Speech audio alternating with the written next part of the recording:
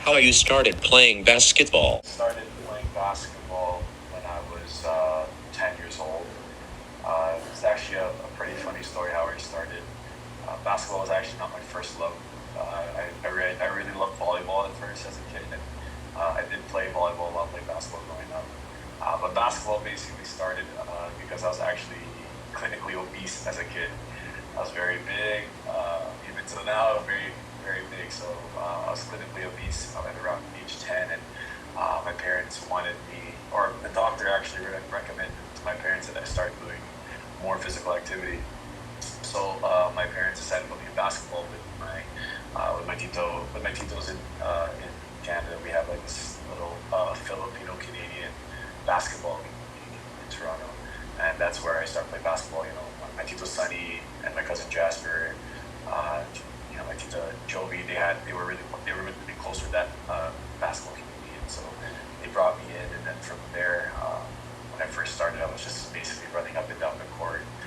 I didn't really know much about basketball. You know, all they told me was to run back and forth, put my hands up, and as the years went by, I started getting more comfortable, and I started getting my confidence. And then I started really love basketball a lot more, and it all started from basically just finding from being obese. It was just basically just finding a new activity to play. Why you choose York University? So the college I chose was York University. The reason why I chose it honestly was it was close to home. You know, I had offers to play in the U.S. at some junior colleges or mid-major low Division II schools, but I ended up just choosing to stay close to home because first and foremost, my family couldn't afford to pay for extra accommodations if I was planning to go to the U.S. So I was very thankful to an athletic scholarship in Canada, so that I was able to cover most of the costs that I needed for school. And when I first went there, actually my first time went to York University was with my girlfriend, now fiance. She actually went to that school, so I kind of had a little bit of a tour already, and I was very familiar with the place. It was such a nice small community where you kind of get to know everyone. You even know the staff that works there. You know the people that are at the cafeteria. So that's how close knit the community was as a university. And then once I went on my official visit, they did the whole. They brought me to the team, and then we went to the locker rooms, went to the court, where we're gonna play, and the stadium for the other sports like football and soccer, and then the whole athletic department got a tour of that. So once I finally got the official tour, it really felt like home, and that was the major reasons for me to go to York University. Why you transferred to Ryerson University? I transferred. Actually, fun fact, I'm not sure if a lot of people know this, but after my second year at York University, I decided to transfer, and I ended up transferring to Ateneo here in the Philippines. Yeah, I ended up transferring here, but unfortunately, I only lasted 10 days. I was here for 10 days, and I got really, really homesick. It was my first time away from my family, and first time being by myself here in the Philippines. And I've been here as a kid, maybe I think twice, but being here as an 18, 19-year-old kid, at the time, not really knowing the language and the culture, I was, very shocked and very uncomfortable. So I was here for 10 days, and I ended up, saying, okay, I can do this. And I felt so bad because I already committed to Ateneo, but they understood it. They let me go, and that was the fun fact about it. But yeah, then after I came back to York for one more year, and then after that year, I transferred to Ryerson. One of the main reasons I transferred to Ryerson was just overall growth. I spoke with the head coach at the time, Roy Rana, and he was, I think he did coach, he had a stint in the NBA with the Sacramento Kings, I think as an assistant coach, and then now I think he's coaching in Japan, but I'm not sure which team. It could have been Matthew Wright, but I'm not too sure where he's coaching right now. But he was great. He was one of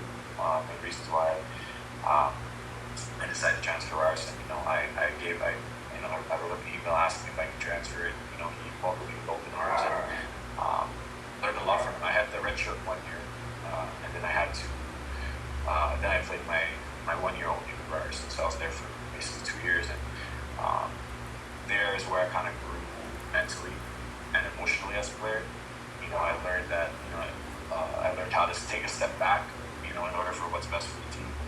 I learned that you got to really earn your minutes, on a very competitive team, because Ryerson at the time was either top 5 in the country.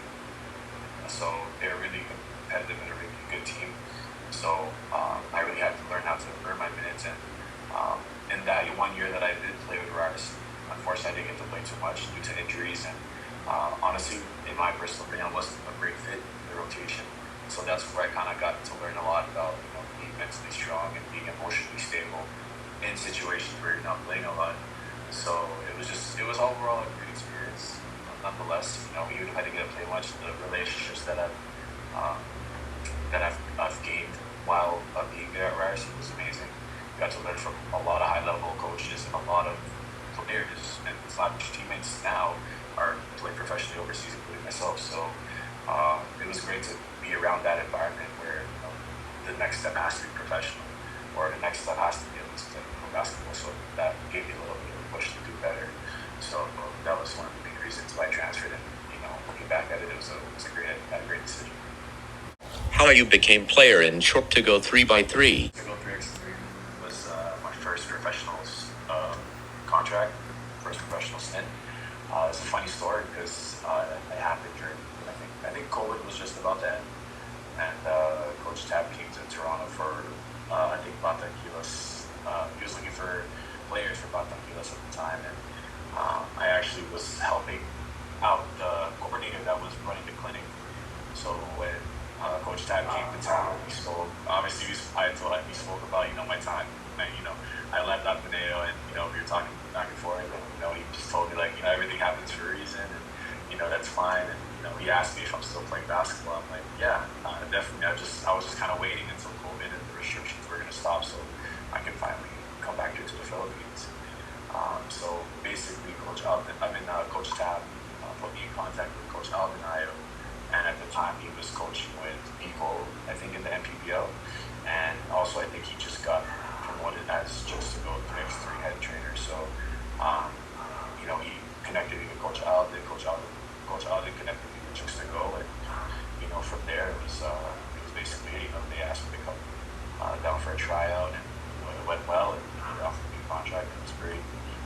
So they were able to help me out. Till this day, I thank them gracefully because they gave me the opportunity to play professionally and play internationally as well. So what I learned from them, what I got from them was truly a blessing. And they're great people. Los Ramos, Los Belmac, those guys really did a lot for me and my family, and they gave me the confidence to be a professional player, and it's gotten me here now, and I'm very grateful for them. What do you learn from Coach Ayo? Yes, the main thing I learned from Coach Alvin was basically detail.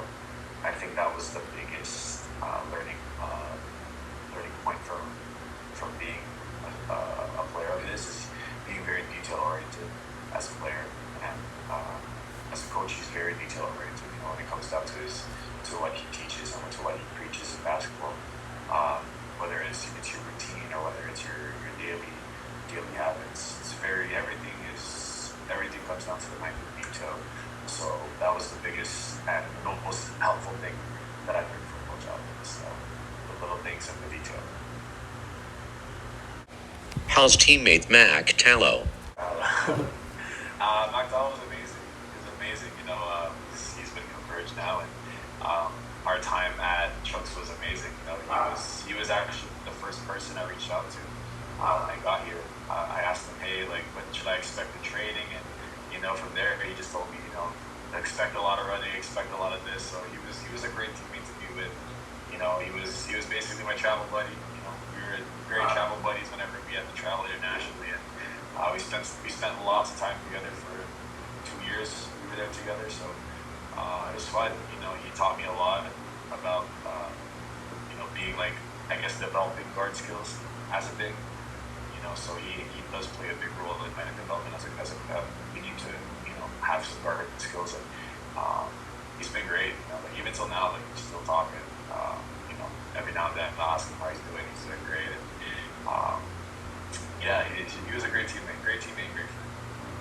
How's experience playing in PBA 3x3? 3x3, yeah. PBA 3x3 is great.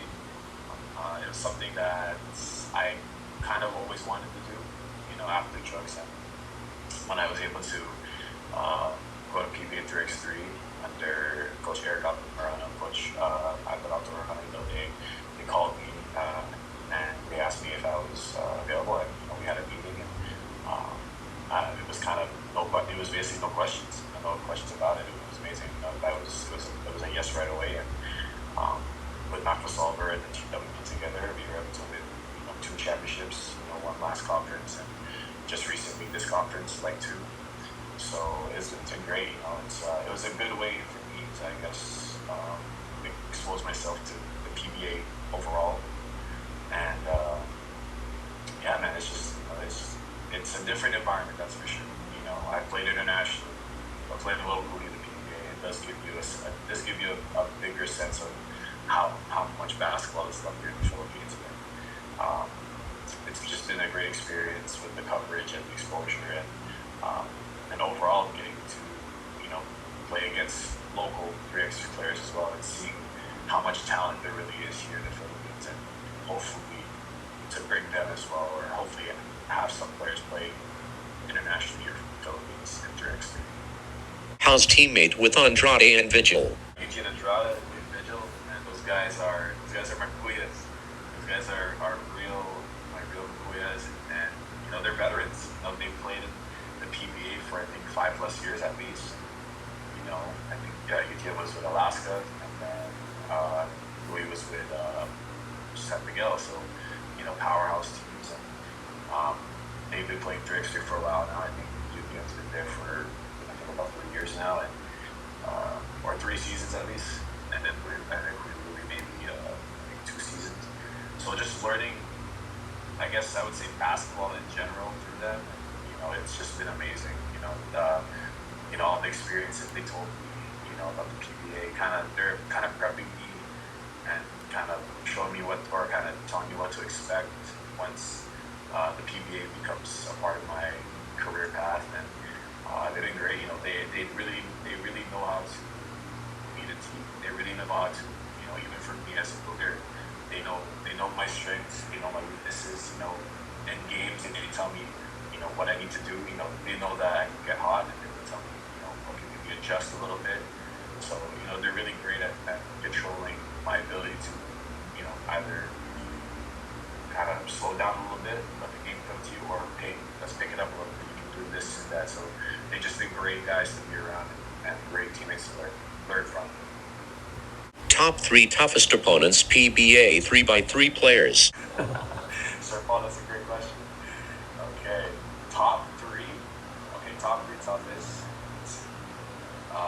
Okay, I'll go with Alfred Medina.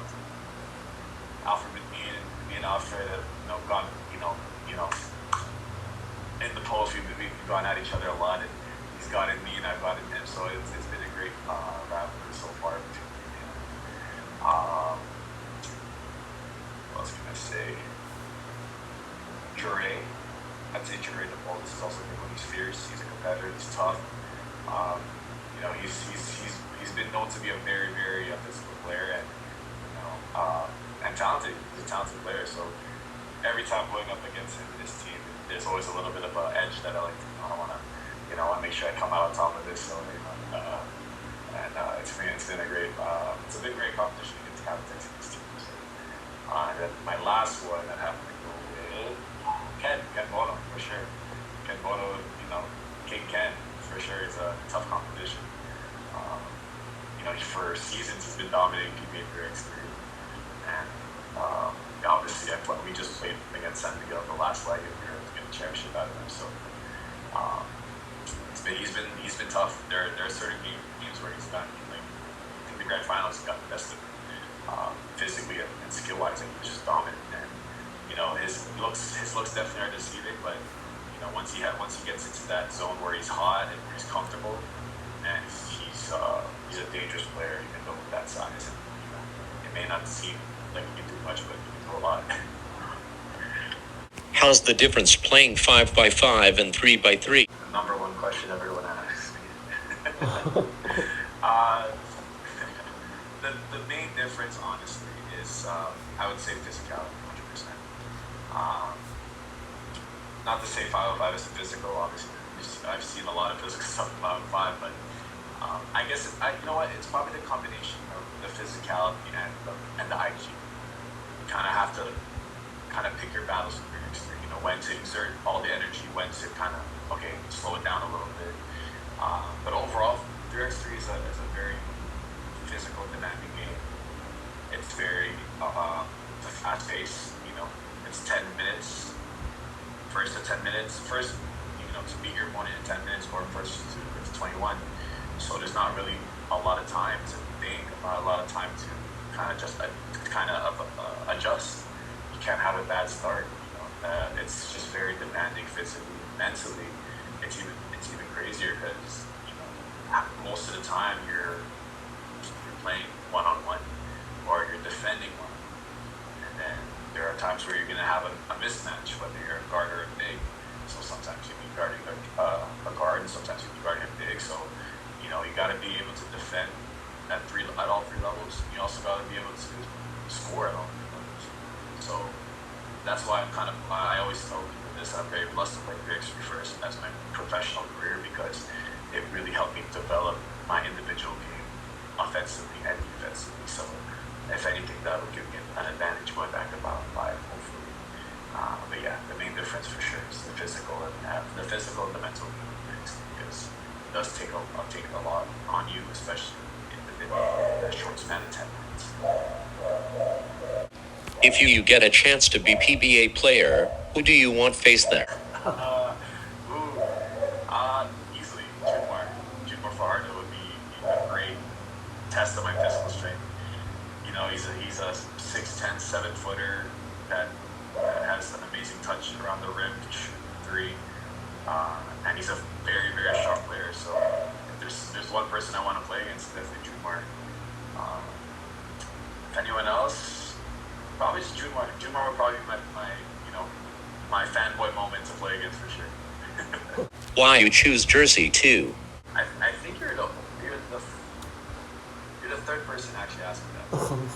Yeah, you're the third person. That's something that a lot of people have asked me.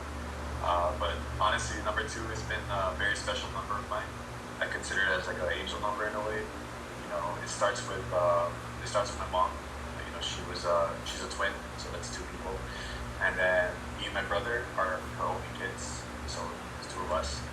My brother's birthday is on the 2nd of March, and then my fiance, her birthday's on February 2nd, so it's 2-2. And then my last contribution to number 2 would also have to be Kawhi Leonard. Kawhi Leonard was a special talent when he was in Toronto. That was the time where I was doing a lot of stuff, emotionally, mentally. That was the time when I transferred to Ryerson, and I wasn't playing much. He really got me through a tough time. But watching Kawhi, watching his routine, the little details he would do, and how he was able to win a championship for Toronto, which for me meant a lot because I love the Raptors growing up. From TJ Ford to Chris Bosh, to that time to now, where in 2019 where Kawhi won the championship for us. I wanted to emulate who Kawhi was and what he did. So also where number 2 is a tribute to him, what he's done for me as an individual, watching how great he was in Toronto. What do you think Scotty Barnes' future for Toronto? That's tough. But nonetheless, I don't think he'll be an all-star this year, but definitely he is the future of the Toronto Raptors, without a doubt. I'm talking like Chris Bosh type of impact for sure. And just the overall kind of just learning and seeing what he's been doing. He's a special talent. He's 6'9", 6'10". Has great guard skills. Just started developing his shot more consistently. And I see him in the future as an all-star. And I hope that Toronto keeps him for a long time and really develops him into that Chris Bosh type of evolution player. Because for me, Chris Bosh is also one of my top favorite players of all time. I would say he was too early for his time, for sure. if Chris Bosh was playing now, he'd be probably the best power forward in the NBA. The way he was able to shoot and be able to just overall dominate. So I'm seeing Scotty Barnes in that position, Chris Bosh in Toronto. Last question, your top 3 best small forwards in the NBA right now. LeBron James. I'm joking. But top 3 small forwards right now in the NBA. Okay, of course, LeBron James. Jason Tatum. Was Jason Tatum a small forward? Yeah, Jason Tatum. And Kawhi Leonard. Kawhi Leonard has played 33 of the 36 games so far. It's amazing to see it, that he's not injured right now and he's just being consistent. So, LeBron James, one of the greatest of all time. And Jason Tatum is, I wouldn't say up and coming. He's him now. Jason Tatum is going to be probably the face of the league soon when LeBron's gone. So, it's just seeing how amazing these small forwards are. It's inspiration to all basketball players. First, Sir Paul, thank you so much for having me on the podcast. I appreciate it. Appreciate your time and everything. Thank you so much. Picture, great.